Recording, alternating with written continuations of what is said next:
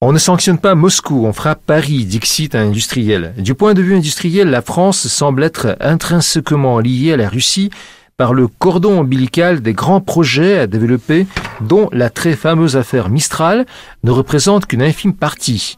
Gilles Rémy, travaillant à la tête de l'une des plus importantes boîtes de conseil sur le marché russe, faisant partie du club très fermé des meilleurs industriels français de l'étranger, tenait à nous expliciter sa propre optique des sanctions lâchées, telle une meute lors d'un halali contre Moscou. Gilles Rémy, bonjour, merci d'être avec nous sur les ondes de la Voix de la Russie, on vous salue. Bonjour. Et on aurait aimé vous entretenir sur un sujet qui, de toute façon, est de votre ressort, si je puis dire, professionnel, parce que vous êtes un industriel très connu en France, aussi bien en Russie, et pour cause, parce qu'en fait, vous avez fait vos premières armes à partir de 1992 en Russie, en URSS, parce qu'il n'y avait pas encore de la Russie qui venait juste d'éclore, et vous avez été même basé à Moscou, parce que, en fait, maintenant, vous présidez aux travaux de CIFAL, qui est un groupe de consultation sur le marché russe. Et donc, pour commencer, pour démarrer plus exactement, sauriez-vous nous présenter un peu les activités de CIFAL, si possible? On vous écoute très attentivement. Oui, merci. Alors, plus précisément, j'ai commencé mon activité professionnelle dans le commerce international, même à l'époque soviétique, en 1985, plus précisément. Donc, j'ai connu des étapes successives qui étaient la fin de l'Union soviétique, le chaos des années 90 et la stabilisation des années 2000. Donc la société dont je suis PDG est une très ancienne société de commerce international et de représentation industrielle, et nous travaillons très activement en Russie depuis des décennies dans des secteurs qui sont les secteurs de l'énergie, du nucléaire particulièrement, du pétrole, de la construction, soit en support de sociétés françaises, soit par nos activités propres. Nous avons plusieurs sociétés de droit local en Russie dans le domaine de la traduction industrielle, de la gestion des ressources humaines ou de la logistique. CIFAL est également très présent dans les pays d'Asie centrale, et d'ailleurs c'est la seule société occidentale présente sur l'ensemble des pays autour de la Caspienne, du Kazakhstan à l'Azerbaïdjan, en passant par le Turkménistan. Merci de cette réponse. Et donc, en passant tout de suite, en attaquant plus exactement le vif du sujet, on aurait aimé avoir votre opinion sur ce qui est en train de se passer entre l'Ouest, et plus exactement l'Union européenne, aussi bien que les États-Unis qui nous concernent un peu moins, et la Russie dans le domaine économique. Il se trouve qu'à l'heure qu'il est, François Hollande vient de lancer un appel en direction de ses alliés de l'OTAN pour renforcer les sanctions économiques contre la Russie. Est-ce que vous le trouvez juste, raisonnable, si je puis dire? Est-ce que ça pourrait vraiment réussir comme politique? Qu'est-ce que vous en dites?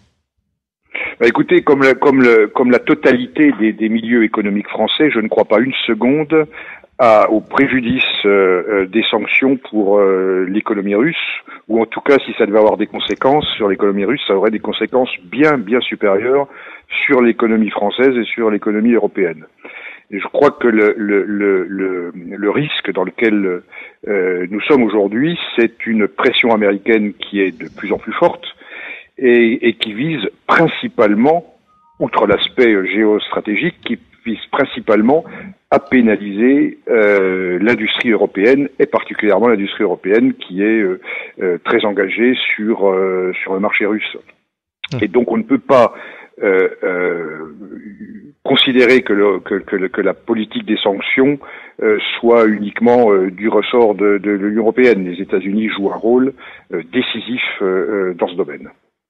Merci à un grand analyste dans le domaine de l'industrie et de la haute finance, Jacques Sapir, nous a fait part de la progression qu'a connue la France par rapport à la Russie ces derniers temps, parce que en fait, elle est passée du 20e rang des exportateurs en direction de la Russie au 3e. Je veux dire, elle occupe la 3e place comme exportateur en Russie. Croyez-vous qu'elle pourrait continuer à améliorer ses résultats commerciaux? Enfin, je veux dire, est-ce qu'elle saurait agrandir, rendre plus important son chiffre d'affaires en direction de la Russie? Qu'est-ce que vous en dites? Moi, je suis convaincu que nous avons énormément à faire avec la Russie, puisque nos industries, nos savoir-faire sont tout à fait complémentaires. Je pense que ce soit dans le nucléaire, dans le secteur militaro-industriel, dans le secteur des infrastructures, nous avons énormément à coopérer. Et je pense que si l'Union européenne passait à un 3e niveau de sanctions, je pense que la France serait la première victime de ces sanctions, très probablement, parce que nous sommes, plus que les autres pays, très engagés dans des industries de souveraineté, que ce soit le spatial, que ce soit le militaire, que ce soit le nucléaire, que ce soit l'énergie, et évidemment, nous souffririons beaucoup plus que les autres industriels européens. Monsieur Rémy, merci de vos réponses. On espère vous retrouver en chair et en eau, peut-être même à notre antenne française à Paris.